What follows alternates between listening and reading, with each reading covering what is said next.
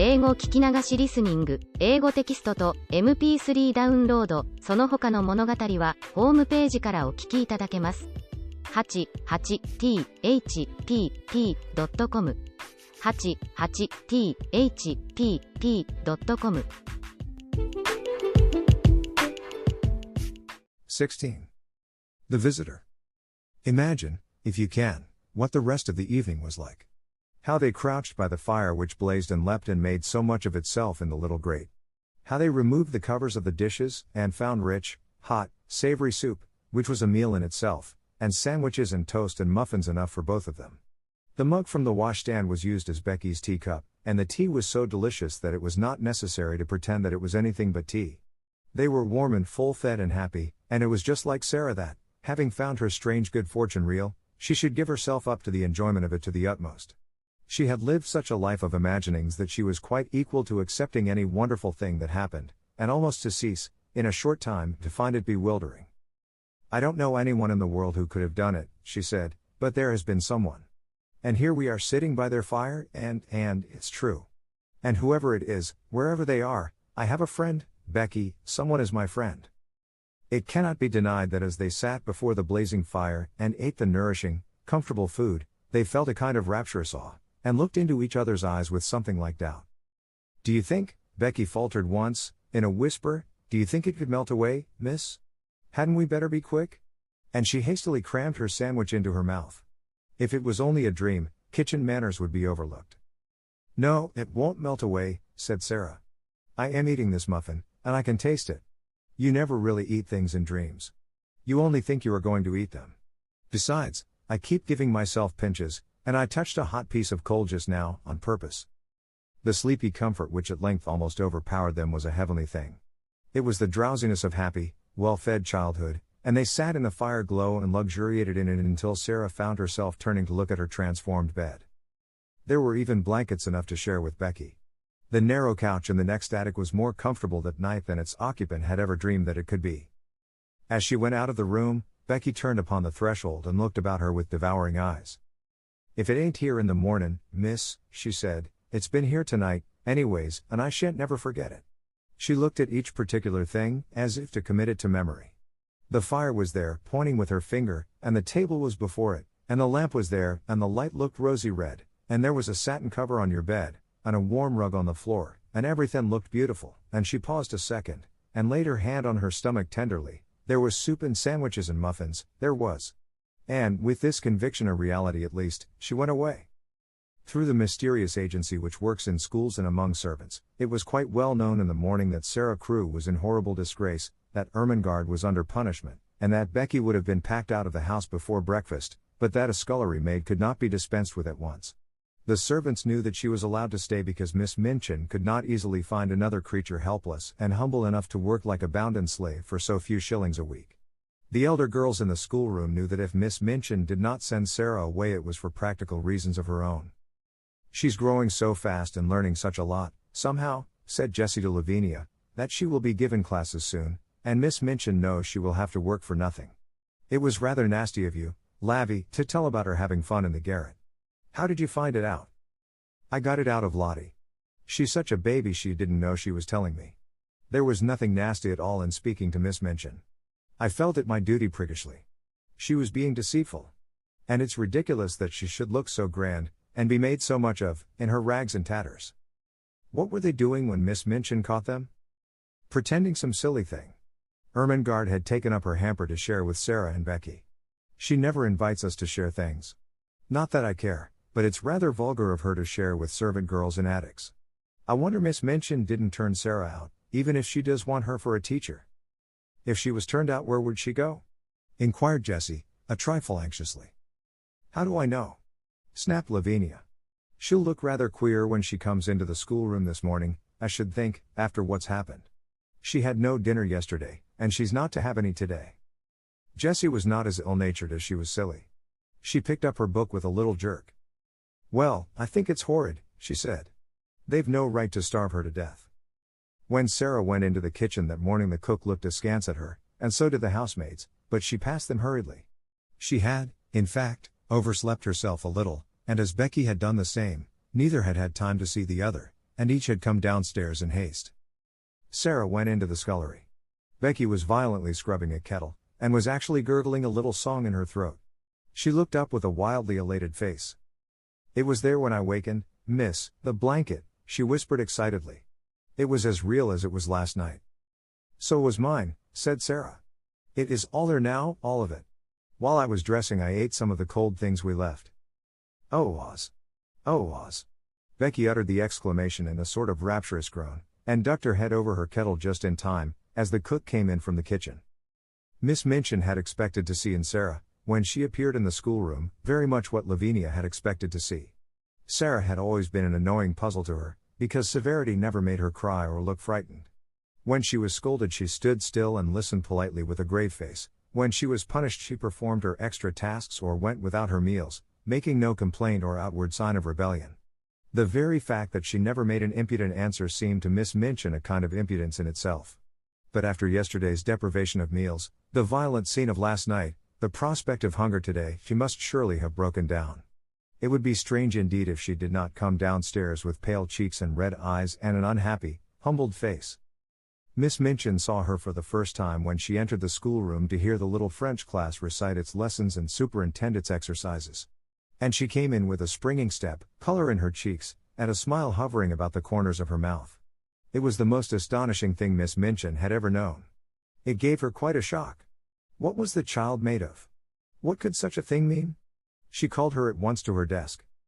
"You do not look as if you realize that you are in disgrace," she said. "Are you absolutely hardened? The truth is that when one is still a child, or even if one is grown up, and has been well fed, and has slept long and softly and warm, when one has gone to sleep in the midst of a fairy story, and has wakened to find it real, one cannot be unhappy or even look as if one were, and one could not, if one tried, keep a glow of joy out of one's eyes." Miss Minchin was almost struck dumb by the look of Sarah's eyes when she made her perfectly respectful answer. "I beg your pardon, Miss Minchin," she said, "I know that I am in disgrace. Be good enough not to forget it and look as if you had come into a fortune. It is an impertinence. And remember you are to have no food today."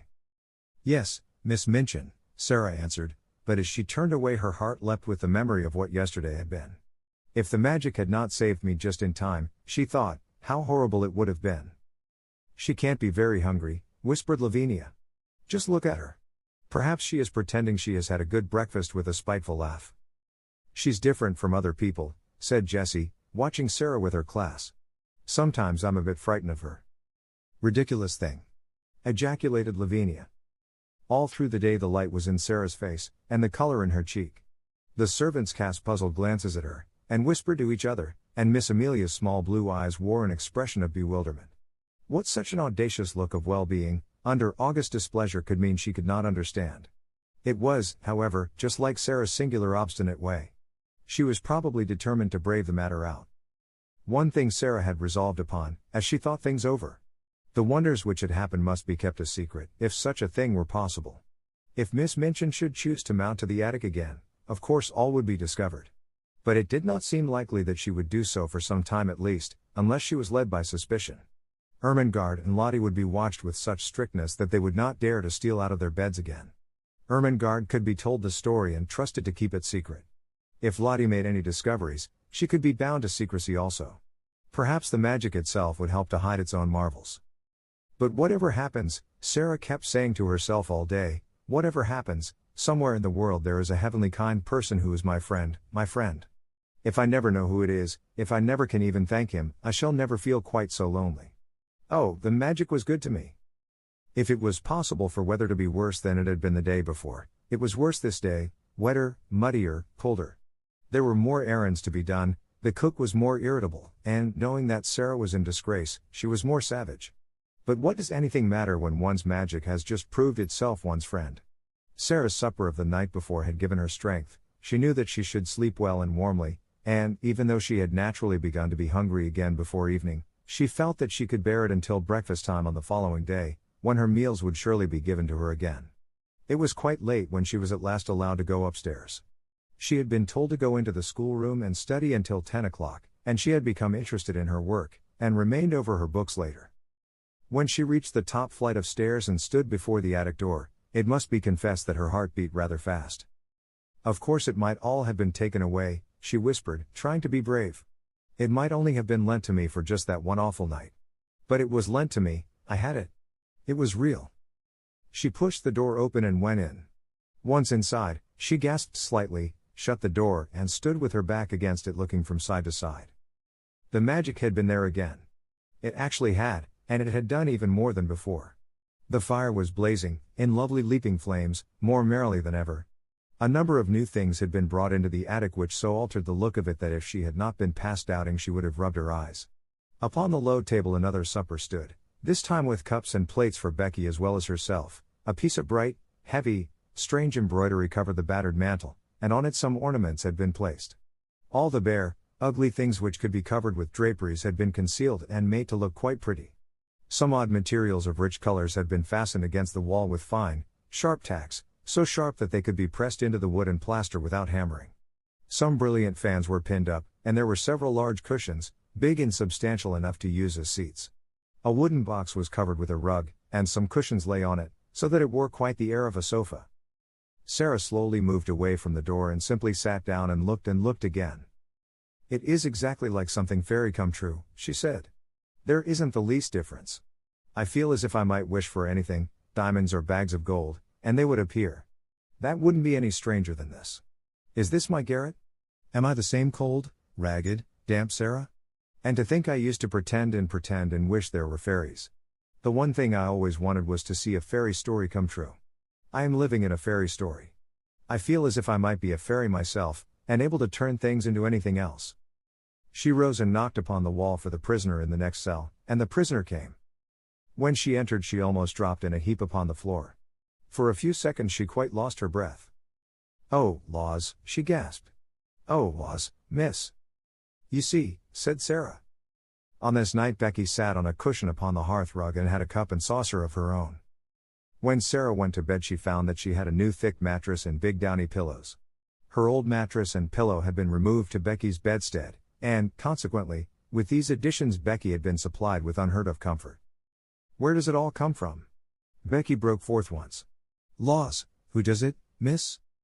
"Don't let us even ask," said Sarah. "If it were not that I want to say, oh, thank you, I would rather not know. It makes it more beautiful." From that time life became more wonderful day by day. The fairy story continued. Almost every day something new was done. Some new comfort or ornament appeared each time Sarah opened the door at night, until in a short time the attic was a beautiful little room full of all sorts of odd and luxurious things. The ugly walls were gradually entirely covered with pictures and draperies, ingenious pieces of folding furniture appeared, a bookshelf was hung up and filled with books, new comforts and conveniences appeared one by one, until there seemed nothing left to be desired. When Sarah went downstairs in the morning, the remains of the supper were on the table, and when she returned to the attic in the evening, the magician had removed them and left another nice little meal. Miss Minchin was as harsh and insulting as ever, Miss Amelia as peevish, and the servants were as vulgar and rude. Sarah was sent on errands in all weathers, and scolded and driven hither and thither. She was scarcely allowed to speak to Ermengarde and Lottie. Lavinia sneered at the increasing shabbiness of her clothes, and the other girls stared curiously at her when she appeared in the schoolroom. But what did it all matter while she was living in this wonderful mysterious story? It was more romantic and delightful than anything she had ever invented to comfort her starved young soul and save herself from despair. Sometimes, when she was scolded, she could scarcely keep from smiling. "If you only knew," she was saying to herself. "If you only knew." The comfort and happiness she enjoyed were making her stronger, and she had them always to look forward to. If she came home from her errands wet and tired and hungry, she knew she would soon be warm and well fed after she had climbed the stairs. During the hardest days she could occupy herself blissfully by thinking of what she should see when she opened the attic door, and wondering what new delight had been prepared for her. In a very short time she began to look less thin. Color came into her cheeks, and her eyes did not seem so much too big for her face. "Sarah Crewe looks wonderfully well," Miss Minchin remarked disapprovingly to her sister. "Yes," answered poor, silly Miss Amelia. "She is absolutely fattening. She was beginning to look like a little starved crow." "Starved?" exclaimed Miss Minchin, angrily. "There was no reason why she should look starved. She always had plenty to eat." Of course," agreed Miss Amelia, humbly, alarmed to find that she had, as usual, said the wrong thing.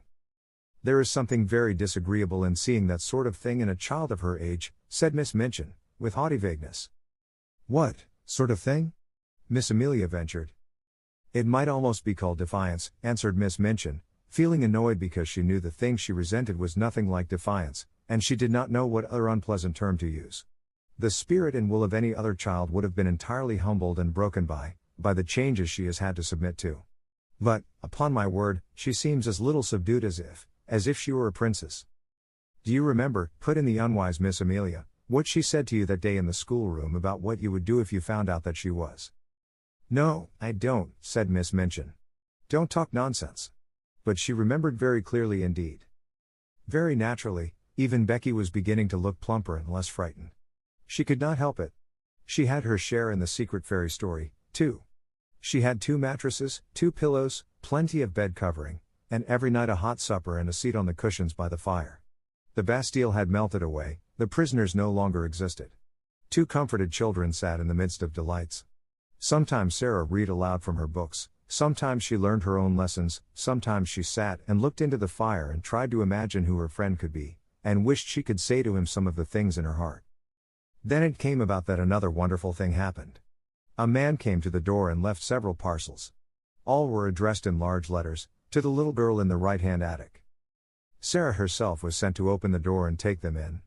She laid the 2 largest parcels on the hall table, and was looking at the address, when Miss Minchin came down the stairs and saw her. Take the things to the young lady to whom they belong, she said severely. Don't stand there staring at them.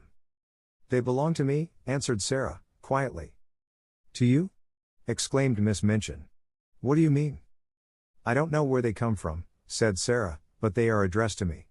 I sleep in the right-hand attic. Becky has the other one. Miss Minchin came to her side and looked at the parcels with an excited expression. What is in them? She demanded. I don't know, replied Sarah. Open them, she ordered. Sarah did as she was told. When the packages were unfolded, Miss Minchin's countenance wore suddenly a singular expression. What she saw was pretty and comfortable clothing of different kinds, shoes, stockings, and gloves, and a warm and beautiful coat. There were even a nice hat and an umbrella. They were all good and expensive things, and on the pocket of the coat was pinned a paper, on which were written these words, to be worn every day. Will be replaced by others when necessary. Miss Minchin was quite agitated. This was an incident which suggested strange things to her sordid mind.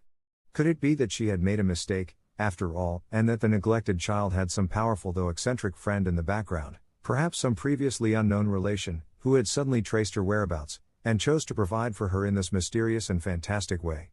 Relations were sometimes very odd, particularly rich old bachelor uncles, who did not care for having children near them. A man of that sort might prefer to overlook his young relation's welfare at a distance. Such a person, however, would be sure to be crotchety and hot-tempered enough to be easily offended. It would not be very pleasant if there were such a one, and he should learn all the truth about the thin, shabby clothes, the scant food, and the hard work. She felt very queer indeed, and very uncertain, and she gave a side glance at Sarah. Well, she said, in a voice such as she had never used since the little girl lost her father, someone is very kind to you. As the things have been sent, and you are to have new ones when they are worn out, you may as well go and put them on and look respectable. After you are dressed you may come downstairs and learn your lessons in the schoolroom. You need not go out on any more errands today. About half an hour afterward, when the schoolroom door opened and Sarah walked in, the entire seminary was struck dumb. My word!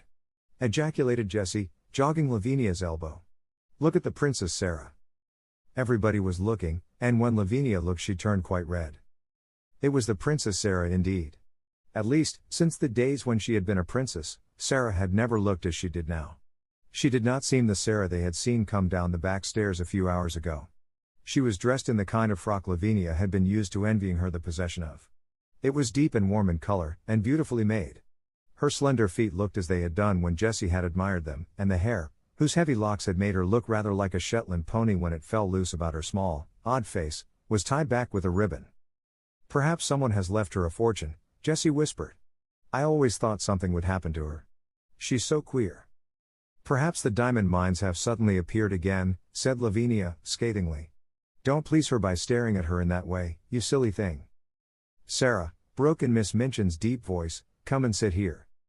And while the whole schoolroom stared and pushed with elbows, and scarcely made any effort to conceal its excited curiosity, Sarah went to her old seat of honor, and bent her head over her books. That night, when she went to her room, after she and Becky had eaten their supper, she sat and looked at the fire seriously for a long time. "Are you making something up in your head, miss?" Becky inquired with respectful softness. When Sarah sat in silence and looked into the coals with dreaming eyes, it generally meant that she was making a news story. But this time she was not, and she shook her head. "No," she answered. "I am wondering what I ought to do." Becky stared, still respectfully. She was filled with something approaching reverence for everything Sarah did and said. "I can't help thinking about my friend," Sarah explained. "If he wants to keep himself a secret, it would be rude to try and find out who he is. But I do so want him to know how thankful I am to him, and how happy he has made me. Anyone who is kind wants to know when people have been made happy. They care for that more than for being thanked. I do wish." She stopped short because her eyes at that instant fell upon something standing on a table in a corner. It was something she had found in the room when she came up to it only 2 days before. It was a little writing case fitted with paper and envelopes and pens and ink. "Oh," she exclaimed, "why did I not think of that before?" She rose and went to the corner and brought the case back to the fire. "I can write to him," she said joyfully, "and leave it on the table. Then perhaps the person who takes the things away will take it, too. I won't ask him anything. He won't mind my thanking him, I feel sure." So she wrote a note. This is what she said. "I hope you will not think it is impolite that I should write this note to you when you wish to keep yourself a secret. Please believe I do not mean to be impolite or try to find out anything at all, only I want to thank you for being so kind to me, so heavenly kind, and making everything like a fairy story. I am so grateful to you, and I am so happy, and so is Becky. Becky feels just as thankful as I do. It is all just as beautiful and wonderful to her as it is to me. We used to be so lonely and cold and hungry, and now, oh, just think what you have done for us. Please let me say just these words. It seems as if I ought to say them. Thank you, thank you, thank you." The little girl in the attic. The next morning she left this on the little table, and in the evening it had been taken away with the other things, so she knew the magician had received it, and she was happier for the thought. She was reading one of her new books to Becky just before they went to their respective beds, when her attention was attracted by a sound at the skylight. When she looked up from her page she saw that Becky had heard the sound also, as she had turned her head to look and was listening rather nervously.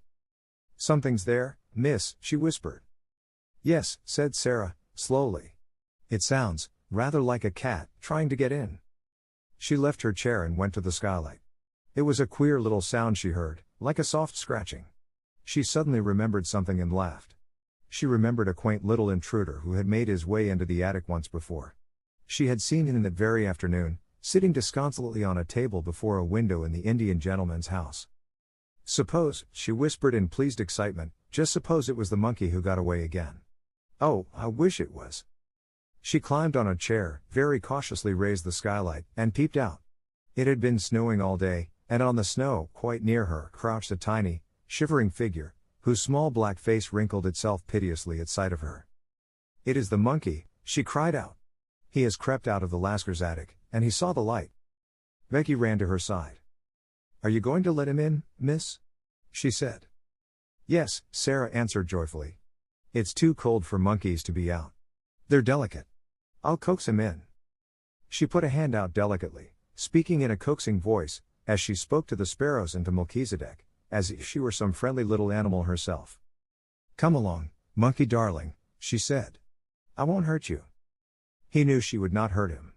He knew it before she laid her soft, caressing little paw on him and drew him towards her. He had felt human love in the slim brown hands of Ramdas, and he felt it in hers. He let her lift him through the skylight, and when he found himself in her arms he cuddled up to her breast and looked up into her face. "Nice monkey. Nice monkey," she crooned, kissing his funny head. "Oh, I do love little animal things." He was evidently glad to get to the fire, and when she sat down and held him on her knee he looked from her to Becky with mingled interest and appreciation. "He is plain looking, miss, ain't he?" said Becky. "He looks like a very ugly baby," laughed Sarah. "I beg your pardon, monkey, but I'm glad you are not a baby. Your mother couldn't be proud of you, and no one would dare to say you looked like any of your relations. Oh, I do like you." She leaned back in her chair and reflected. "Perhaps he's sorry he's so ugly," she said, "and it's always on his mind. I wonder if he has a mind. Monkey, my love, have you a mind?" But the monkey only put up a tiny paw and scratched his head. "What shall you do with him?" Becky asked. I shall let him sleep with me tonight, and then take him back to the Indian gentleman tomorrow. I am sorry to take you back, monkey, but you must go. You ought to be fondest of your own family, and I'm not a real relation. And when she went to bed she made him a nest at her feet, and he curled up and slept there as if he were a baby and much pleased with his quarters. 17. It is the child. The next afternoon 3 members of the large family sat in the Indian gentleman's library, doing their best to cheer him up. They had been allowed to come in to perform this office because he had specially invited them. He had been living in a state of suspense for some time, and today he was waiting for a certain event very anxiously. This event was the return of Mr. Carmichael from Moscow. His stay there had been prolonged from week to week. On his first arrival there, he had not been able satisfactorily to trace the family he had gone in search of. When he felt at last sure that he had found them and had gone to their house, he had been told that they were absent on a journey. His efforts to reach them had been unavailing, so he had decided to remain in Moscow until their return. Mr. Carrisford sat in his reclining chair, and Janet sat on the floor beside him. He was very fond of Janet. Nora had found a footstool, and Donald was astride the tiger's head which ornamented the rug made of the animal's skin. It must be owned that he was riding it rather violently. Don't cheer up so loud, Donald, Janet said. When you come to cheer an ill person up you don't cheer him up at the top of your voice. Perhaps cheering up is too loud, Mr. Carrisford? Turning to the Indian gentleman. But he only patted her shoulder. No, it isn't, he answered. And it keeps me from thinking too much. I'm going to be quiet, Donald shouted. We'll all be as quiet as mice. Mice don't make a noise like that, said Janet. Donald made a bridle of his handkerchief and bounced up and down on the tiger's head. A whole lot of mice might, he said cheerfully. 1,000 mice might. I don't believe 50,000 mice would, said Janet, severely, and we have to be as quiet as one mouse. Mr. Carrisford laughed and patted her shoulder again. Papa won't be very long now, she said. May we talk about the lost little girl? I don't think I could talk much about anything else just now, the Indian gentleman answered, knitting his forehead with a tired look. We like her so much, said Nora. We call her the little unfairy princess. Why? The Indian gentleman inquired, because the fancies of the large family always made him forget things a little. It was Janet who answered. It is because, though she is not exactly a fairy, she will be so rich when she is found that she will be like a princess in a fairy tale. We called her the fairy princess at first, but it didn't quite suit.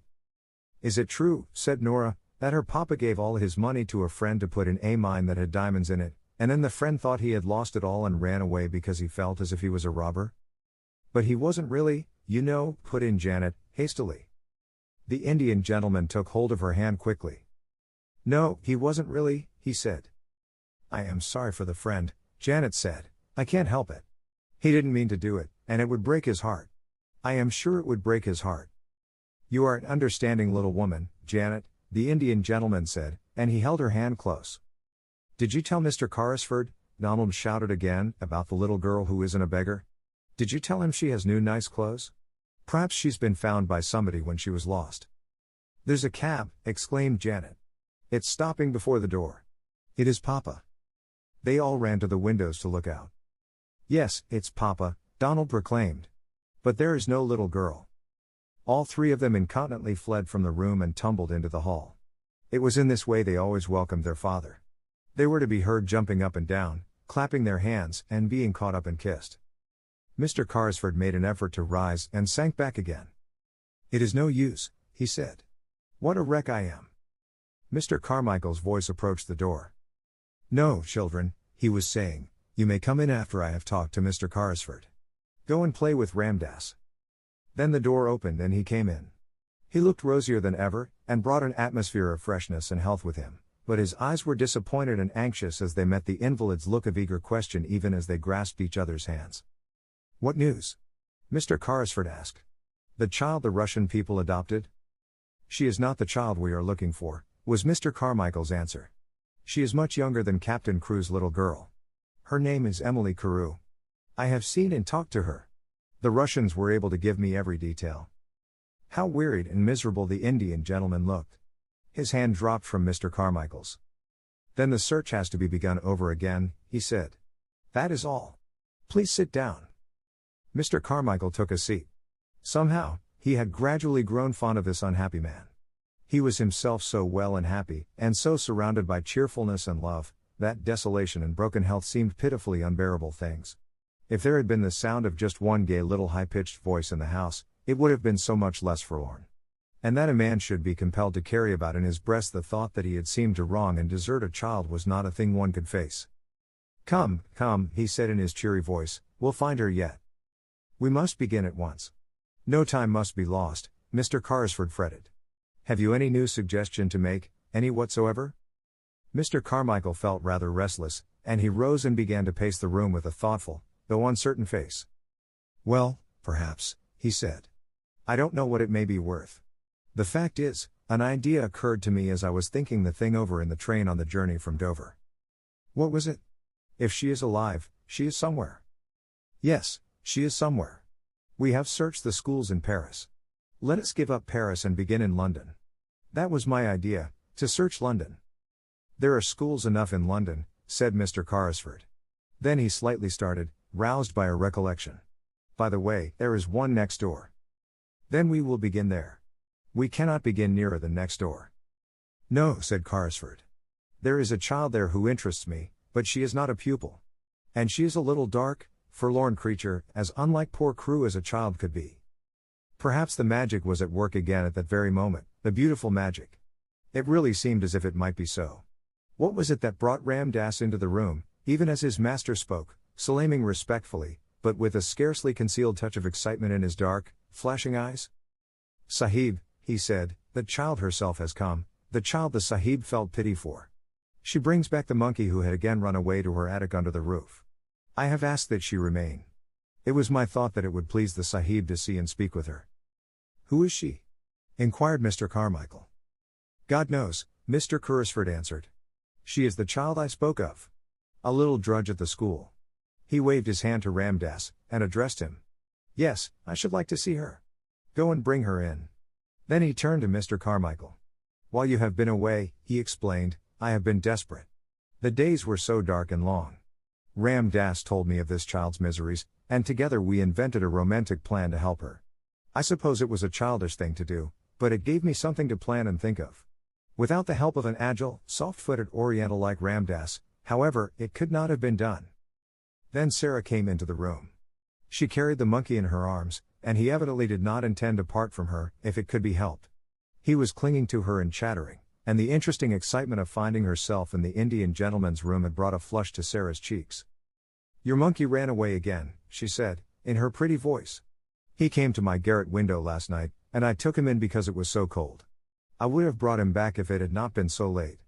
I knew you were ill and might not like to be disturbed." The Indian gentleman's hollow eyes dwelt on her with curious interest. "That was very thoughtful of you," he said. Sarah looked toward Ram Dass, who stood near the door. "Shall I give him to the Lascar?" she asked. "How do you know he is a Lascar?" said the Indian gentleman, smiling a little. "Oh, I know Lascars," Sarah said, handing over the reluctant monkey. "I was born in India." The Indian gentleman sat upright so suddenly, and with such a change of expression, that she was for a moment quite startled. "You were born in India?" he exclaimed, "were you? Come here." And he held out his hand. Sarah went to him and laid her hand in his, as he seemed to want to take it. She stood still, and her green-gray eyes met his wonderingly. Something seemed to be the matter with him. "You live next door?" he demanded. "Yes, I live at Miss Minchin's seminary." "But you are not one of her pupils?" A strange little smile hovered about Sarah's mouth. She hesitated a moment. "I don't think I know exactly what I am," she replied. "Why not?" "At first I was a pupil, and a parlor boarder, but now—" "You are a pupil. What are you now?" The queer little sad smile was on Sarah's lips again. "I sleep in the attic, next to the scullery maid," she said. "I run errands for the cook, I do anything she tells me, and I teach the little ones their lessons." "Question her, Carmichael," said Mr. Carrisford, sinking back as if he had lost his strength.